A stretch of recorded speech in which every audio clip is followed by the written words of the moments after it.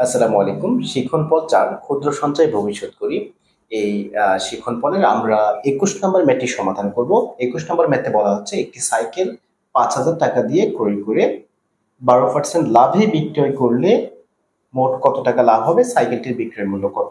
প্রথমত আগে আমরা বিক্রয় মূল্যটা বের করব, এরপরে দেখব যে কত টাকা বেশি বিক্রি করেছে, অর্থাৎ ৫,০০০ টাকা দিয়ে তো কিনেছে আর বিক্রি করেছে কত টাকা দিয়ে।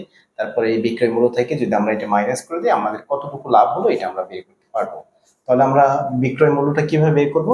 তাহলে আমরা লিখবো যে ১২% লাভে, ১২% লাভে বিক্রয় মূল্য ১০০ যোগ ১২ টাকা, তার মানে ১১২ টাকা। তার মানে ১০০ টাকার জিনিস তাকে বিক্রি করতে হবে হচ্ছে ১১২ টাকা।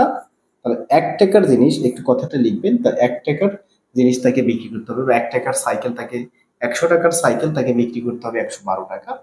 হ্যাঁ, মানে এটা যদি ক্রয় মূল্য হয় তাহলে এটা হচ্ছে আপনার বিক্রয় মূল্য। তাহলে আমরা এভাবেও লিখতে পারি যে ক্রয় মূল্য ১০০ হলে ক্রয় মূল্য ১০০ হলে বিক্রয় মূল্য কত টাকা বলেন তো? ১১২ টাকা। যেহেতু ১০০ টাকা ছিল সেটা বিক্রি করতে হবে তাকে ১১২ টাকা, ১২% লাভ করতে হবে। তাহলে ক্রয় মূল্য যদি ১ টাকা হয়, বিক্রয় মূল্য হবে ১১২ ডিভাইডেড হচ্ছে আপনার ১০০ টাকা।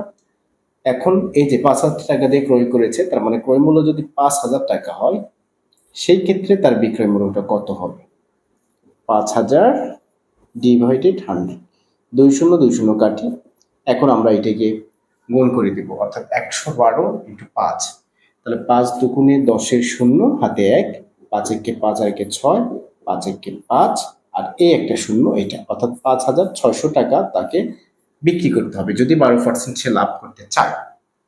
৫,০০০ টাকার জিনিস ৫,৬০০ টাকা দিয়ে তাকে বিক্রি করতে হবে। কত টাকা হয়েছে বিক্রয় মূল্য? আমরা অ্যান্সারটা পেয়ে গেছি। এখন লাভ হয়েছে, লাভ সমান কি, বড়টা থেকে ছোটটা বিয়োগ করব। তাহলে লাভ সমান বড় হচ্ছে ৫,৬০০, অর্থাৎ বিক্রয় মূল্য মাইনাস হচ্ছে ক্রয় মূল্য ৫,০০০। তার মানে এখানে হচ্ছে ৬০০ টাকা তার লাভ। এই হচ্ছে আমাদের এই প্রশ্নের অ্যান্সার। আমরা পরবর্তী ভিডিওতে, নেক্সট ভিডিওতে আমরা ২২ নম্বর প্রশ্নটি সমাধান করব।